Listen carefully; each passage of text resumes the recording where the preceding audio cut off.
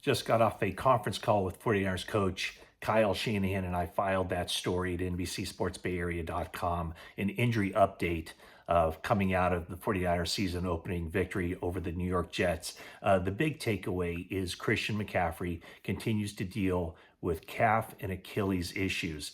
Shanahan said it's Achilles tendonitis. What he said about the tendonitis in the Achilles is that it comes and it goes, and when it's acting up, it's something you have to be very careful about. And he said McCaffrey is very diligent about that stuff. He said if it were a playoff game, he made it clear to me that he could go. So obviously week one, 49ers didn't want to press this issue. The calf and Achilles isn't so bad that it kept McCaffrey off the practice field altogether last week. He did take part in limited practice work for the 3 days.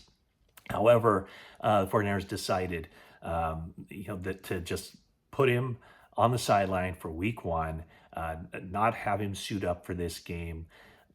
Shanahan said it was a very difficult decision to make, but also an easy one when you just take everything into consideration.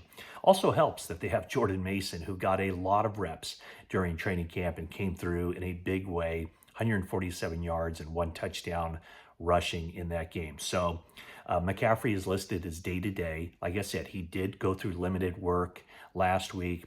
Whether the 49ers feel like they want to put him out there on Sunday against the Minnesota Vikings on an artificial turf field, that remains to be seen. But certainly Mason's performance doesn't make the 49ers feel like they have to rush McCaffrey out there. I would assume that regardless of what they had at the backup running back positions, they wouldn't feel that need to rush McCaffrey out there. When he's ready to go, he'll go. So we'll see how that turns out for week two.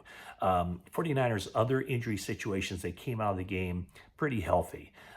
Aaron Banks has a calf contusion. Juwan Jennings has an ankle injury. They're both listed as day-to-day, as the 49ers have a day off on Tuesday and they begin their full practice week on Wednesday to face the Vikings.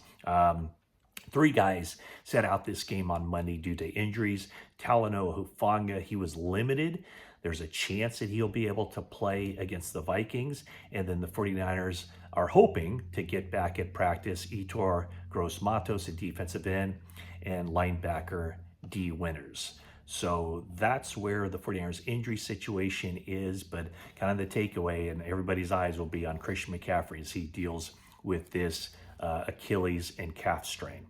Okay, so first things first, thanks for everybody who entered into the Frank Gore bobblehead giveaway. We do have a winner selected randomly. So Paul J. Kennedy OC reach out to me. I replied to your comment in that post about the late roster moves on Monday. So reply to that and it will get you set up. So thanks to everybody who threw their hat in the ring and who entered. But Paul J. Kennedy OC is the person who won the contest in just a random giveaway for a Frank Gore bobblehead. Okay, one of the things about games in the NFL is there are 2 really legitimate, or 2 organizations that grade and have grade the games, the individual players, and come up with some unique stats. One of them is Next Gen Stats by Zebra Technologies. It's just some takeaways from that game from them. Jordan Mason, it's not like he got these yards without any resistance from the defense.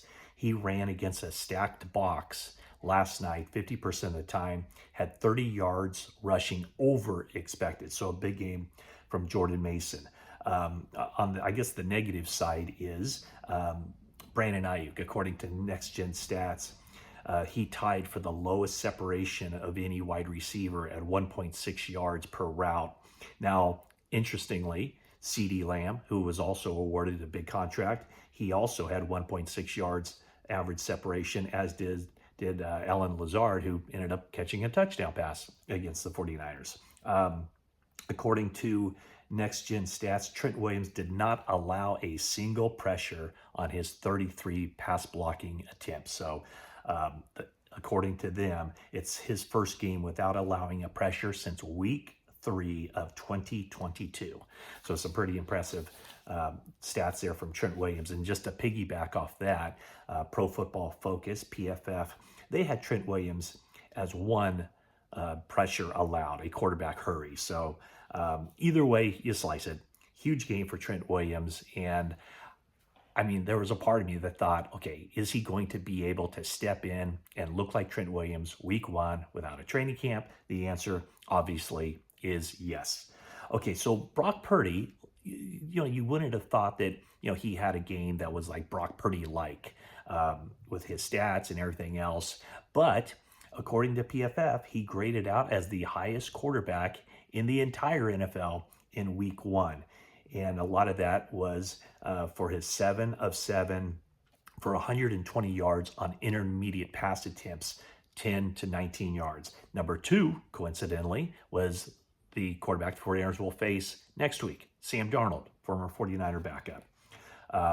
More on Jordan Mason, according to PFF, 96 of his 147 yards came after contact. So a big day for him in so many ways. Dominic Puni, the rookie, making his first start at right guard. He had 1 quarterback pressure allowed, and he ranked 11th out of 66 guards who played at least 30 snaps in this week one across the NFL. So the 49ers' highest graded offensive players, according to PFF, in order: Brock Purdy, Trent Williams, Dominic Puni, Jawan Jennings, Colton McKivitz, Jordan Mason, Kyle Juszczyk, and Deebo Samuel. Okay, now flipping over to the defensive side, Fred Warner graded out as the 49ers' highest rated defensive player. Nick Bosa was number 2. He had 5 pressures in this game, including 2 quarterback hits and 3 hurries. And that's made all the more impressive by the fact that Aaron Rodgers held the ball for the shortest amount of time before throwing than any quarterback in the NFL, lowest in the NFL, 2.33 seconds on average before he got rid of the football. Charvarius Ward, a big day for him, allowed only 2 receptions for 14 yards on 5 targets, including 1 PBU. And I guess it should be noted that Aaron Rodgers did not attempt a pass outside the numbers to Charvarius Ward's side. So the 49ers' 4 highest graded defensive players, according to PFF, Warner, Bosa, Ward, and Isaac Yiadom, the cornerback who comes in nickel situations with Lenore sliding into the slot. Jake Moody, interesting note for him. He's the 4th 49er kicker in franchise history to have 6 field goals in a game. That ties the club record. He joins Ray Wersching, Jeff Wilkins, and Robbie Gould. But Moody becomes the first guy to have 2 50-plus yard field goals in that as well. Talked about the slow start on the podcast with Jennifer Lee Chan. Slow start meaning 1 3 and out, and then scoring on 8 consecutive possessions after that. The 49ers streak of 8 consecutive possessions with a score is the longest streak for a team since at least 1978, according to the Elias Sports Bureau. What else do we have here? Jordan Mason's 28 rushing attempts was the most for a 49ers back since Frank Gore had 31 rushing attempts back in 2011. Frank Gore, obviously, the bobblehead goes out to one of our subscribers, Mr. Paul J. Kennedy OC. Frank Gore was also honored, of course, at halftime of this game. Deebo Samuel had a rushing touchdown, his first of the season and the 20th of his career. And he becomes the first player whose primary position is wide receiver to have that many touchdowns since at least 1960. Leonard Floyd had the 49ers' only sack of the game.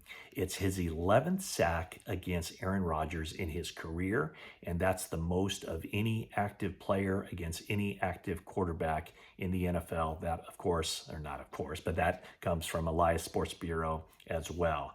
And with 1 forced fumble on Monday night, Fred Warner comes in, ranks now 2nd in 49ers history with 12 forced fumbles in his career. Number 1 on that list is Patrick Willis. So that's kind of the quick rundown, some stats and figures and key notes coming out of the 49ers Week 1 game against the Jets.